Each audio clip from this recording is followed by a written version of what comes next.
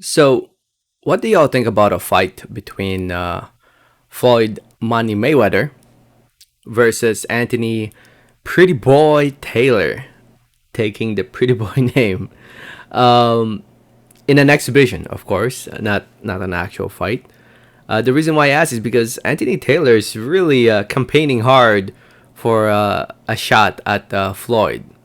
As we all know, or if you don't know, Floyd recently had an exhibition against YouTuber Deji over in the Middle East.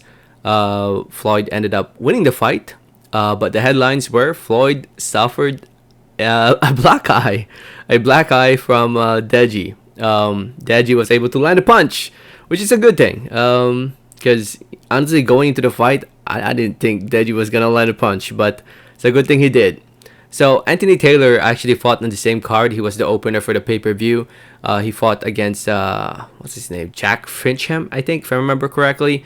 Um, who's I think he was on Love Island. I think like Tommy Fury. Um, yeah, but a little bit more about Anthony Taylor. He is a former sparring partner of Jake Paul. Yes, he sparred with Jake Paul. He fought against Tommy Fury in the undercard of the first fight between Jake Paul and Tyron Woodley, and Taylor lost that fight against Tommy Fury.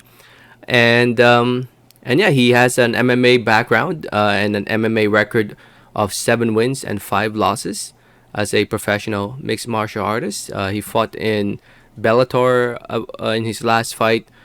He fought Chris Avila. Oh, I didn't know he won that fight.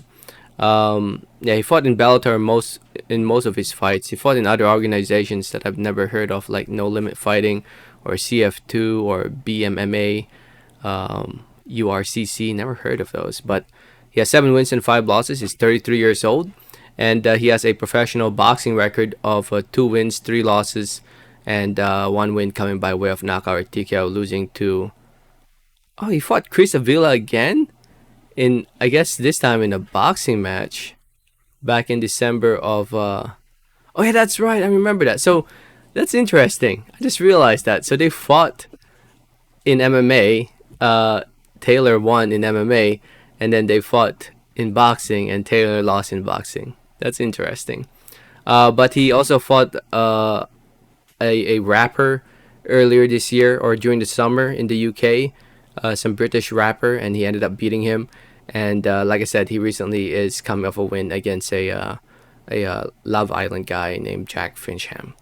And leading up to this event, this Deji versus Mayweather event, leading up to it, Anthony Taylor was talking a lot in the press conferences, calling out Floyd, this and that they should fight each other.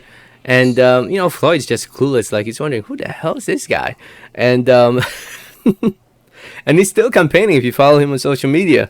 But let's be honest, I don't think people would really pay to see this. Anthony Taylor is famous because he was with Jake Paul.